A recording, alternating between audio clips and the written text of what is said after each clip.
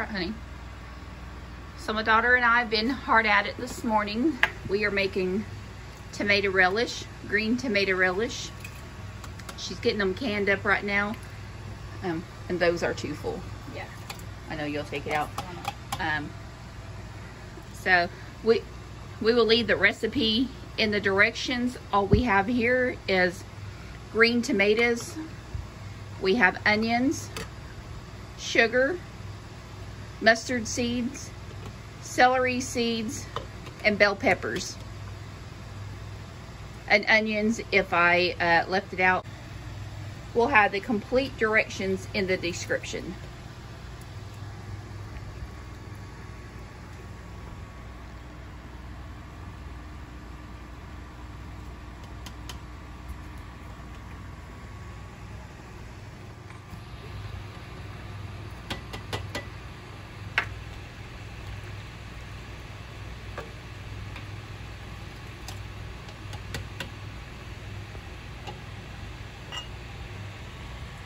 We've got the canner going, getting ready to water bath.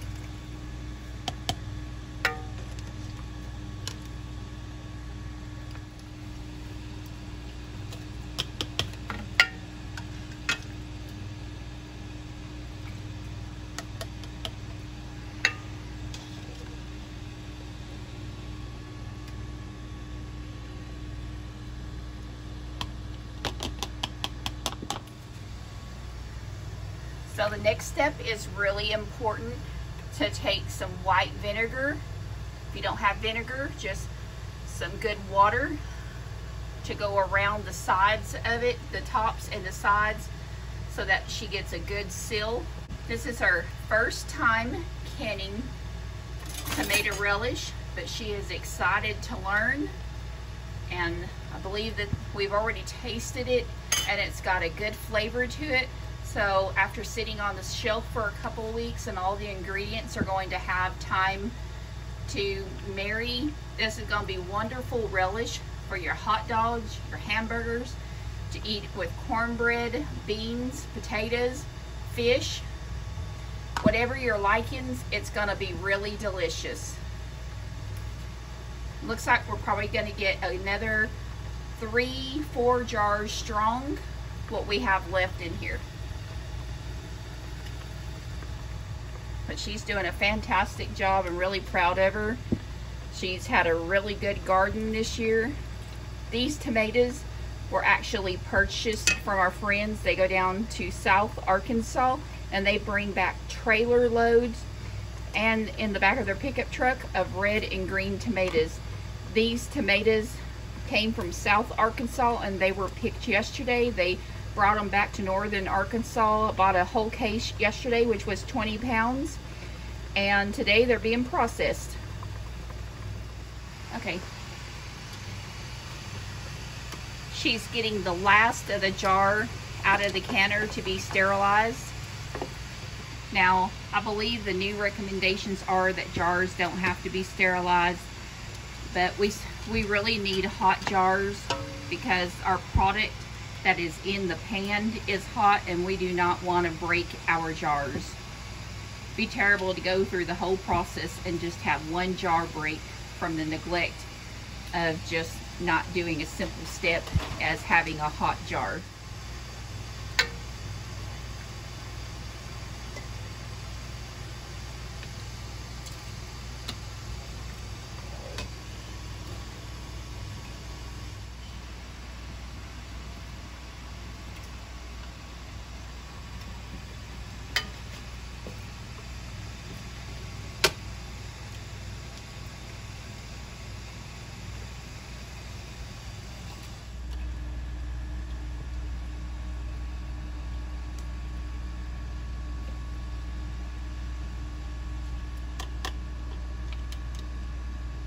that's gonna do it, Mom. I think that's all. It's just juice. Okay. All right, the next step is to debubble all of the jars, and then she'll go back and wipe the tops once again, just to make sure that she doesn't have any kind of liquid on top of the jars. We definitely want a good seal after going through the whole process. I cut myself. Oh, I'm sorry.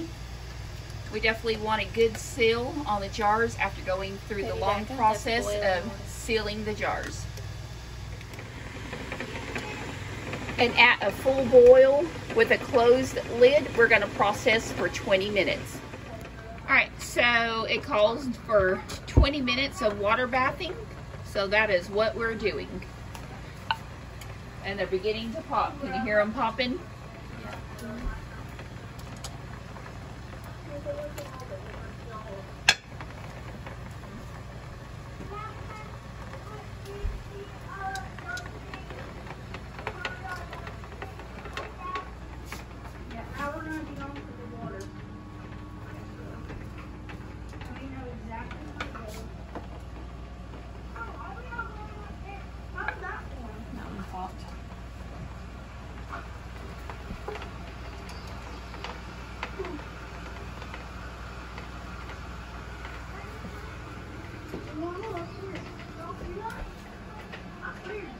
That's good looking relish.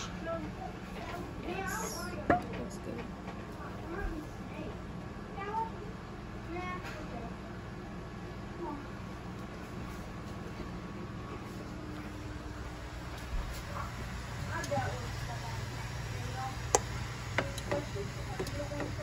We may have to add more water to it because I don't know that it'd be high enough.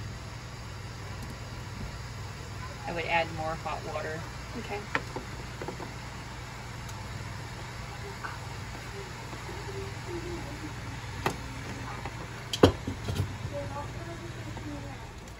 All right, on to the next one.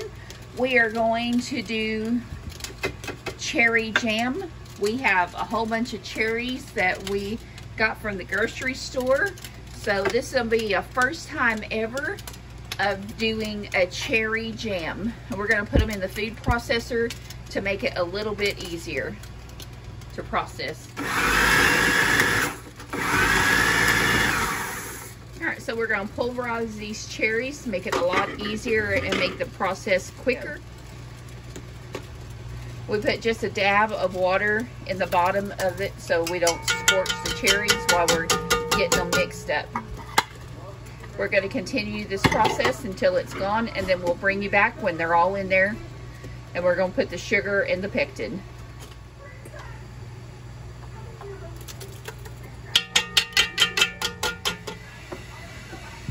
Alright, so we are doing a double batch of cherries. So the recipe calls for a 1/4 cup of lemon juice. We have put a 1/2 cup of lemon juice in. And we are going to reduce the amount of sugar that's going to go in there, and we're just going to do 6 cups of sugar.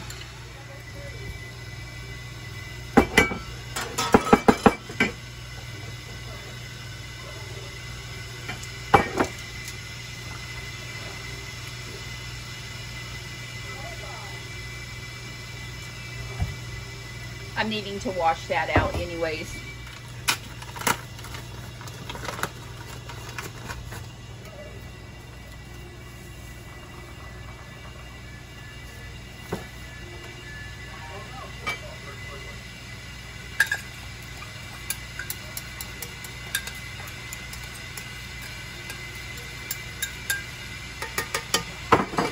You said 6, right? Yes, 6.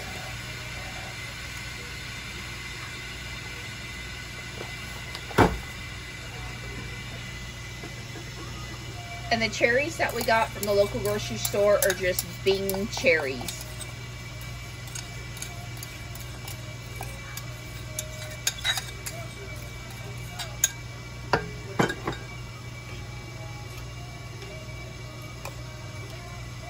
I've got a wooden spoon over there if you want to try the wooden spoon.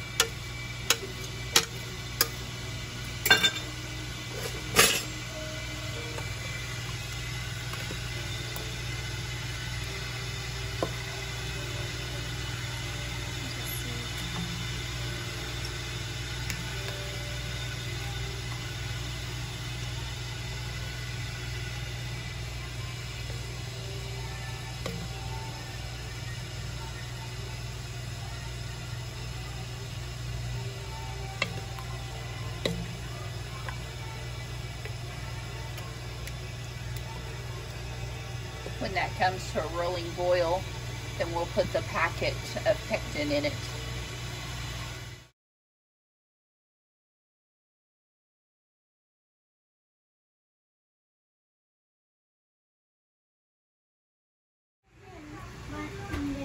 Alright, so we're ready to put in the pectin. It has come to a rolling boil that she cannot knock down. So go ahead and slowly add your pectin and stir it.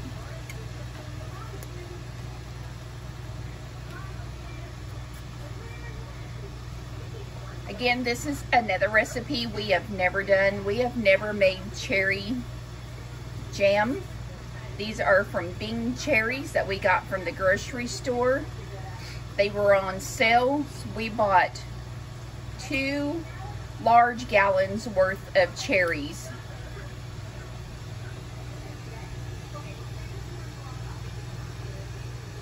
And she's going to keep stirring until we get it to the consistency that we like it. This is going to take a little bit longer because we are doing a double batch. We'll bring you back when we're ready to can. We do the frozen plate method where you take your jam or jelly mixture and put it on a frozen plate in the refrigerator, and we move it around until it's cool to check the setup on it, and then we run our finger through it. That is a pretty good consistency. It's still just a little bit thin, and it could probably cook a little bit longer. We are actually cooking this longer than usual because it is a double batch, and it's just taken twice as long to do it, but I think it's going to come out great. And I think we're going to continue cooking it for maybe just another 5 minutes. All right, we're ready to can up the cherry jam. It is Bing cherries. This is a double batch that we used. Again, we will put the recipe in the description. And honestly, all we did was use the recipe from your pectin powder box that comes in the box.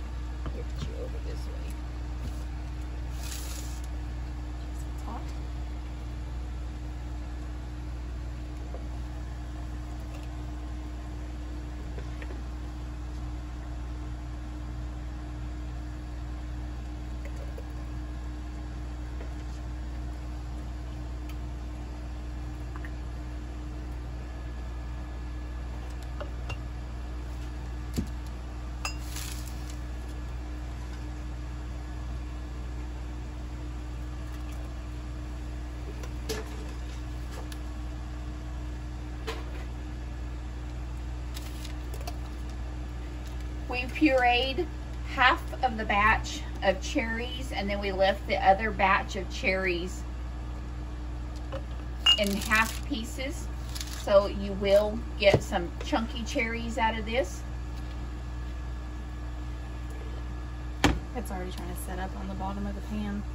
Oh, good.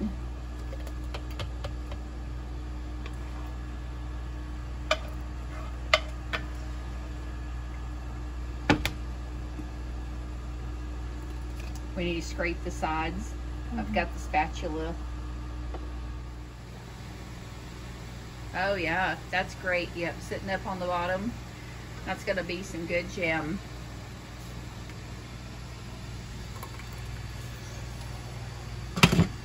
Very hot. Very hot. I would get this next jar.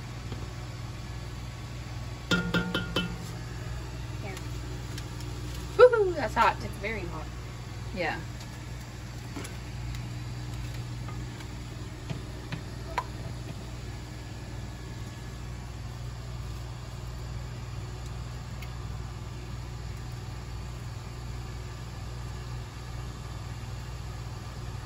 Just scrape it. If you want to hold it, and I'll scrape it. There you go. Every last bit is important.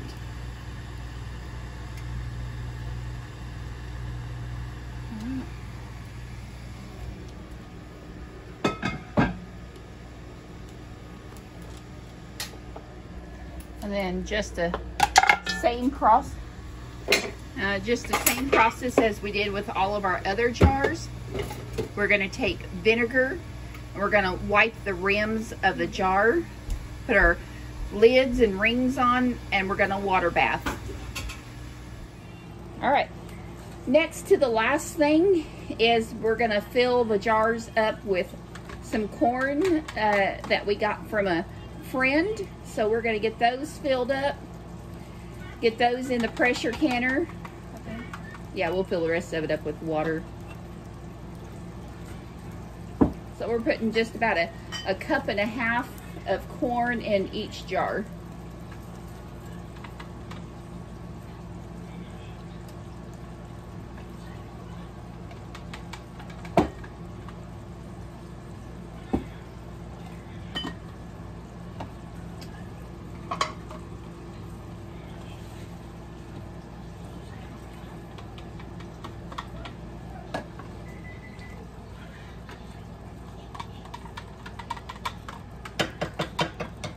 What's in the microwave?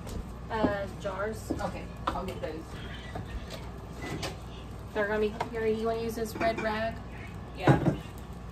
And then just it's over there for now.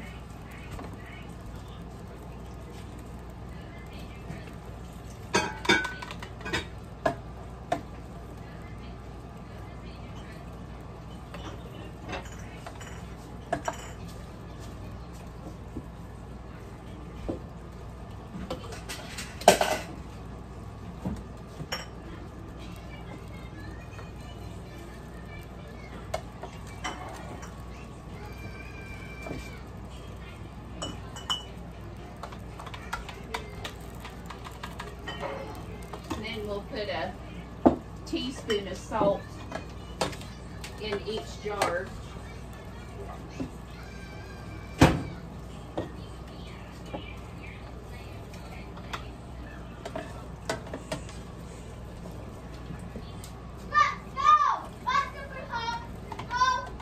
Well, that'll be perfect, and we could just add that to the rest of everything. That'll be, what, 6 jars? That's nice.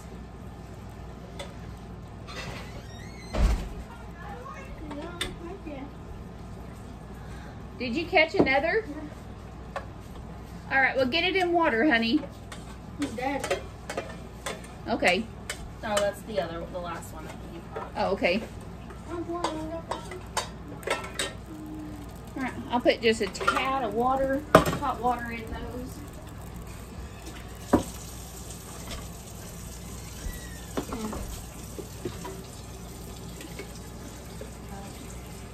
You got it?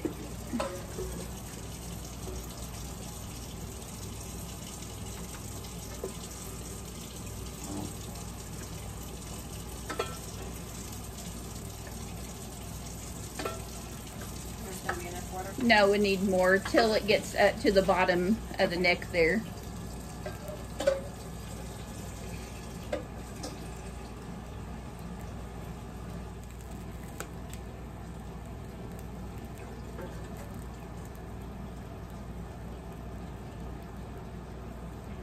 Guys, I'm so thankful for my daughter that comes to help me today. I could do it by myself, but it's a lot more fun when you're canning with somebody and sharing the harvest. All right, so we're ready to pressure can. We've got our corn in here.